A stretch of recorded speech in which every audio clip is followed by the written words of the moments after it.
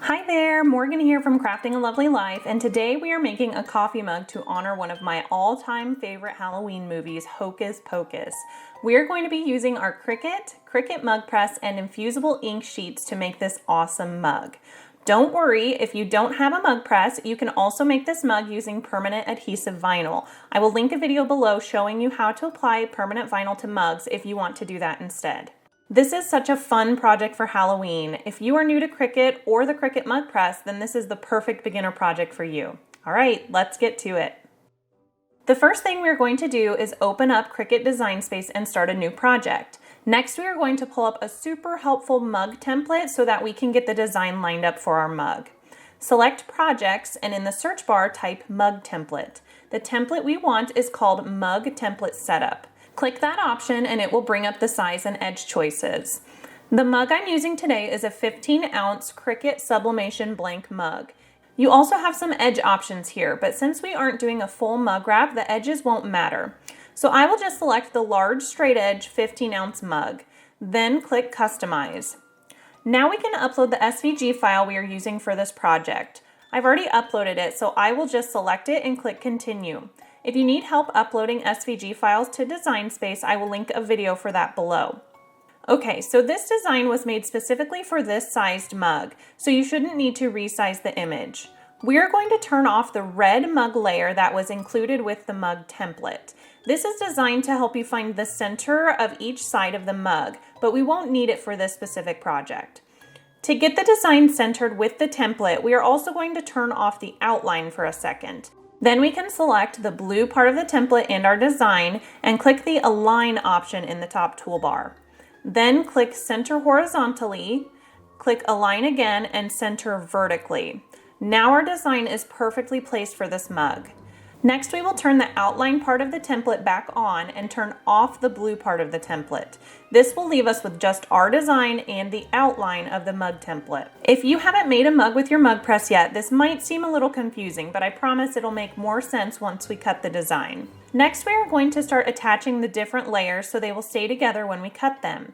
If we were to click Make It before attaching everything, Design Space would separate all of the different parts of the design, which we don't want. So first, we will ungroup the entire design, so select the design and click Ungroup.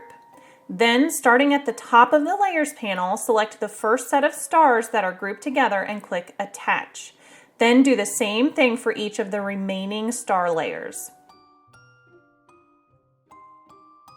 Then select the group that has the purple band on the witch's hat and click Attach. I decided to also turn off the yellow buckle part of the witch hat for this project. I just didn't want to deal with a third color of infusible ink and thought it would look just fine being white. You can leave that in or take it out based on your preferences. Now for the black part of the design, we are also going to attach it to the outline part of the template, so those will all get cut together. So select the outline part of the template and we need to change the color to black. Then select the outline again in the Layers panel. Hold down your Shift key on your keyboard and select each of the black layers, then click Attach again.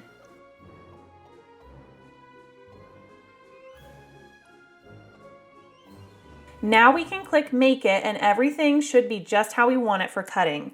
For the purple infusible ink, I have a scrap piece that I'm going to use, so I'm just going to move some of the design elements around a bit so it will fit better for my piece of infusible ink that I have. If you have a full sheet, then you can just leave it how it is.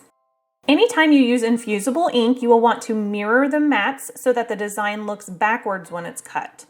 So select Mirror in each mat and click Continue. Now we can select our material type. Search for infusible ink and then select More Pressure. Anytime I cut infusible ink, I always select More Pressure. This makes it so much easier to weed after it's cut. If you are using Design Space on a tablet or phone, you will not be able to select More Pressure. That feature is currently only available when you are connected to a computer, which I recommend when you're cutting infusible ink. Now we're ready to place the black infusible ink on our standard grip cutting mat. Make sure you place the infusible ink with the ink side up.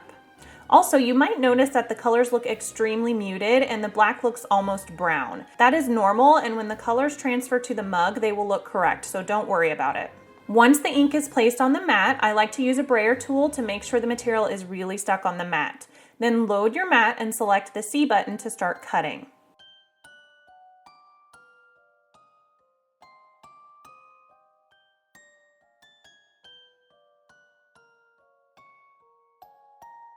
You will notice that the Cricut cuts the outline from the template we used twice. This will cut through the material and the plastic backing sheet, so you are left with just the template in your design. When the machine is done cutting, you can unload your mat and remove the infusible ink.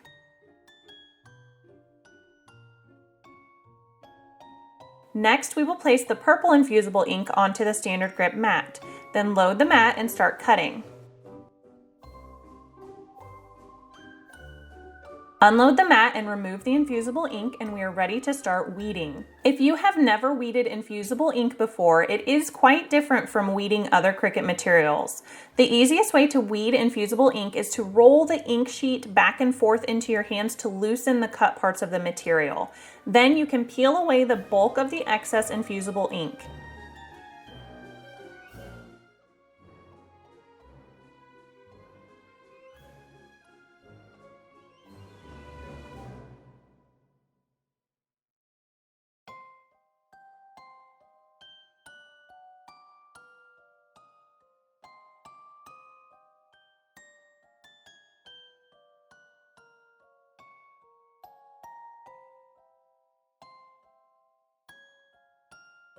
When you are ready to weed the smaller pieces in between the letters, you will want to gently fold the design and use your hands to grab the smaller excess pieces of ink.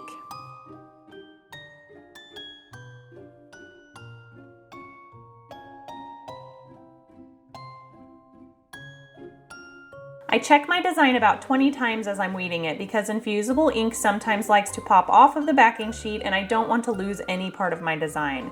I've also mistakenly left some parts of the design that I should have weeded before, and once you heat infusible ink, there's no going back. So just be sure to check your design frequently during this part. To add the purple parts of the design, we are going to carefully remove them from the plastic backing sheet and place them on the plastic sheet that has the black infusible ink. You will place the purple part of the design with the ink facing up. Refer back to the design on your computer to figure out exactly where to place everything. I also like to use my weeding tool to gently scoot the smaller pieces of ink to get them placed correctly.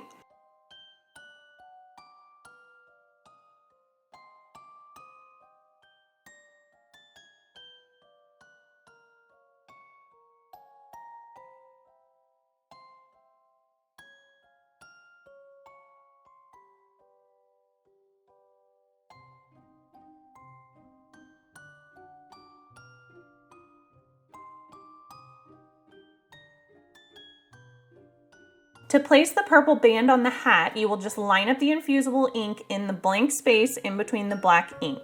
You don't want the ink to overlap or it will not infuse into the cup correctly.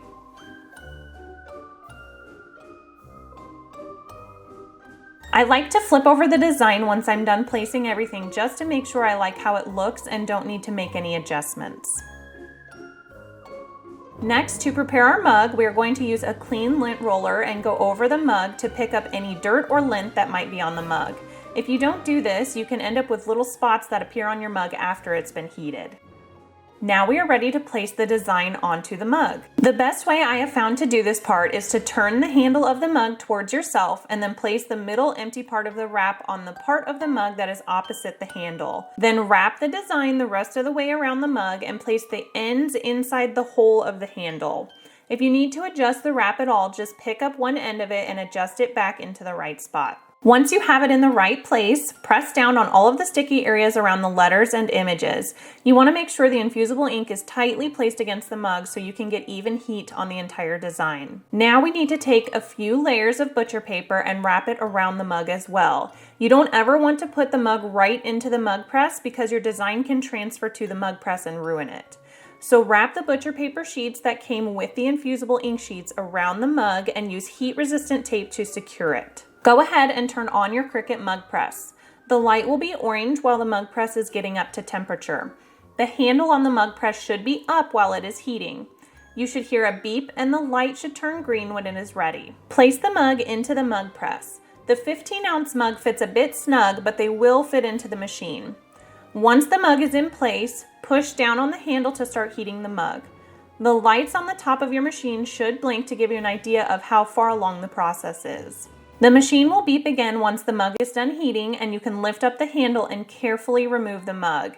Be sure to only touch the handle part of the mug because the rest of it will be extremely hot. Place the mug on a heat-resistant surface like the Easy Press mat and let it cool completely for about 30 minutes. Do not rush this part. I know it's hard to wait, but if you pull the design off too early, it could cause ghosting on the mug. Once the mug has completely cooled, you can remove the heat-resistant tape and butcher paper. Then peel up the plastic backing sheet to reveal your new mug. Look how cute this mug is. I cannot wait to watch Hocus Pocus and sip hot cocoa out of it this Halloween. Don't forget to grab this free design and the written tutorial for this mug on my website listed below. Thanks so much for watching. Bye!